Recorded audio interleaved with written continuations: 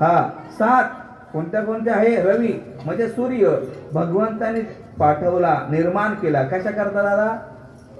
परोपकार करण्याकरता. आपल्याला प्रकाश देतो. कधी मागितलं त्यांना लाईट बिल?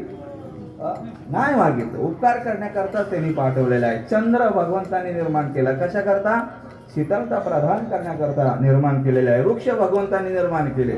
कशा करता? उपकार करण्याकरता निर्माण केले. हो, ढग मेघ, त्या मेघातून काय निर्माण होतं? पाऊस पाणी आपल्याला पडत असतं. हो, गंगा भगवंताने निर्माण केली. ज्ञानोबराय म्हणतात, का पीडित पापता पोखीत तिरेचे पादप समुद्रा जाय आप गंगेचे दैसे. भगवंताने गंगा निर्माण केली.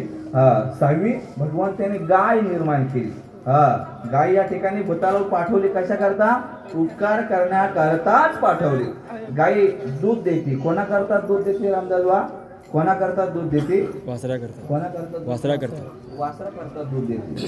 परंतु वासर दूध पितं गाव नाही ना. घरातली 2 पायाची वासर, आमच्यासारखे बाहेरून आले लहान मोठे, चहा चालत नसेल महाराज दूध घ्या. विठ्ठल विठ्ठल.